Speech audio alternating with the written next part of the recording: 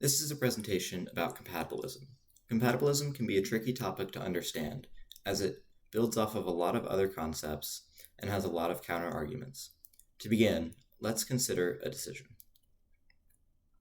Everyone who knows me knows that I love cars more than anything else. In fact, I would say that it can be a problem sometimes. Every morning I check out the newly listed auctions on car buying sites while constantly having to remind myself that I cannot own or buy a car right now. But if I were to hypothetically buy a car, I have some very specific criteria in mind. I want a sports car with a manual transmission, 2 seats, and a convertible top, which is relatively small and relatively reliable. And it also has to be pretty cheap. I am a college student after all. So that really leaves 2 good contenders: the Audi TT and the BMW Z3.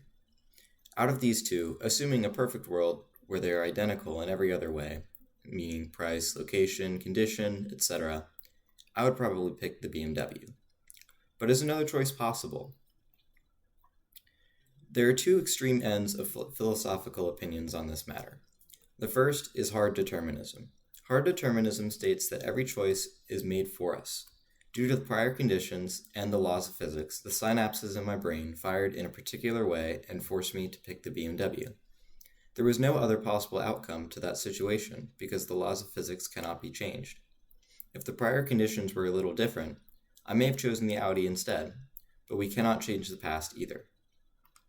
On the other hand, there's libertarianism, which states that we do have free will, and we can make any choice that we desire.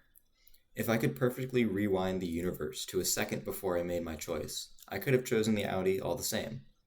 Nothing is set in stone for the future, and every decision is made in the heat of the moment. The universe can continue in an infinite number of possible permutations from a single point, rather than the singular possible path of determinism. These ideas seem to 100% contradict each other. The compatibilist argues that both views are correct. So how can it be possible that determinism and libertarianism are both true? Let's delve into the argument for compatibilism. So, as previously stated, compatibilism holds that both determinism and libertarianism are valid, and that both coexist with each other. In the compatibilist world, we have free will and can make different choices. However, based on the antecedent conditions, there is only one possible outcome. The only way for me to make a different choice is if 1, the antecedent conditions were different, or 2, if my desires had been different. The operative word there is if. If I had wanted to make a different choice, I would have. To get a better sense of what I mean by this, let's return to my car buying example.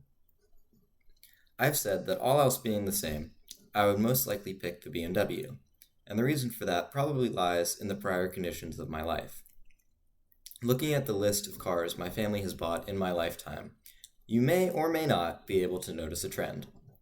I like it when things are familiar, and I have much more familiarity with this particular brand, even within this era. Now, 2 main things could have made me choose the Audi instead. If I didn't care about legacy, there are some clear benefits of the TT. Most people, myself included, think that it looks better. Audi also has a slightly more luxurious brand image than BMW, and TTs tend to sell on the used market for a little less than Z3s, although they are both still fantastic deals. Maybe if I valued wanting something new, I would have made the less predictable choice. The other possible way to change my decision would be to change the context of my previous experiences with cars. If my dad had instead traded in his Mercedes-Benz for an Audi A4, I probably wouldn't hesitate to choose the TT if I wanted to stick with a familiar brand. But alright, enough about cars for now. There are lots of counter-arguments for compatibilism, which state that determinism and libertarianism can in fact not both be true.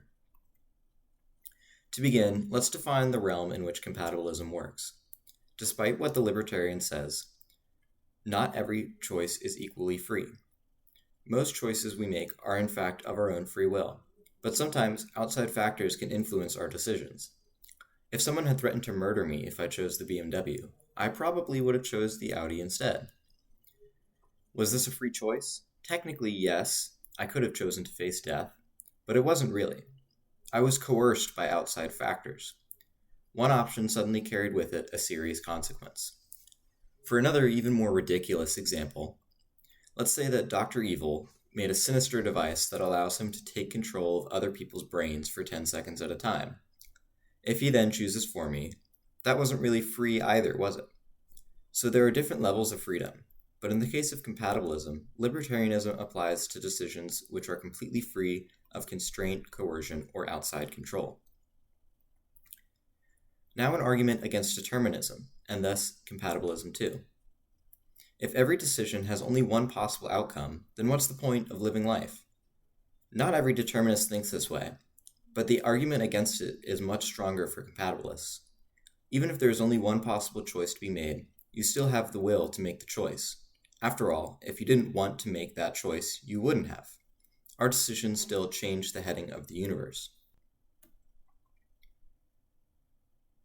And finally, another common counterpoint to compatibilism is mechanism. If every choice that we make is merely the intersection of our desires and the antecedent conditions, then are we no more than fancy computers or microbes? Well, no. Humans are separated from the rest of the animal kingdom as well as technology based on our consciousness. We have a unique type of consciousness that allows us to ponder our own freedom of choice. That is the dividing line between humans and other life forms.